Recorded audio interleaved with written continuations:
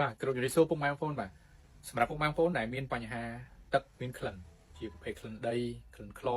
ឬក៏ប្រភេទក្លិនផុកអីជាដើមនៃការប្រើប្រាស់ប្រភពទឹកផ្សេងគ្នាពីព្រោះតែនៅក្នុងប្រព័ន្ធចម្រោះរបស់យើងក្លិនគឺជារឿងសំខាន់មិនថាប្រើប្រាស់មិនថាប្រើនៅក្នុងសិប្បកម្មទេពីព្រោះក្លិនវាបង្កការរំខានយើងច្រើនមែនទែនសម្រាប់ទឹកដែលមានក្លិននៅក្នុងសិប្បកម្មគឺបង្កឲ្យមានគុណភាពទឹកមិនល្អប្រើប្រាស់ទៅគឺជួបបញ្ហាក្លិនធ្វើឲ្យមានការប៉ះពាល់ទៅលើទឹកប្រសាទកាបោនគឺជាសារធាតុចម្រោះពាក់ព័ន្ធជាមួយនឹងការកម្ចាត់ក្លិនមិនល្អនៅក្នុងប្រព័ន្ធពុកម៉ែបងប្អូនកាបោនមានច្រើនប្រភេទសម្រាប់កាបោនការធ្វើការបានល្អទៅលើការកម្ចាត់ក្លិនភាគច្រើនគេសម្គាល់ទៅលើ ID បាទវាមាន ID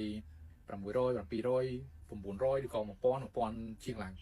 ជាទូទៅ ID កាន់តែខ្ពស់គឺធ្វើឲ្យការស្រោបរបស់ក្លិននៅក្នុងប្រភពទឹករបស់យើងគឺបានកាន់តែខ្លាំងដើម្បីឲ្យលទ្ធផលទឹកចេញមកគឺទទួលបានគុណភាពខ្ពស់អញ្ចឹងជាប្រភេទ ID ដែលកាបោនដែលមានប្រភេទ ID ខ្ពស់បែបនេះគឺល្អសម្រាប់ការប្រើប្រាស់នៅក្នុងសិប្បកម្មដើម្បីកុំឲ្យទឹករបស់យើងមានបញ្ហាឬក៏បើពុកម៉ែបងប្អូនប្រើប្រាស់នៅក្នុងប្រភពទឹកស្អាតទឹកស្អាតប្រើប្រាស់តាមផ្ទះហើយទឹកក្នុងផ្ទះមកកជាការមានក្លិនខ្លឬក៏អីផ្សេងៗត្រូវមានការប្រើជាមួយនឹងប្រភេទ ID ខ្ពស់ទើបក្លិនទាំងអស់នោះត្រូវបានកម្ចាត់ចេញអញ្ចឹងបើសិនជាពុកម៉ែបងប្អូនមាន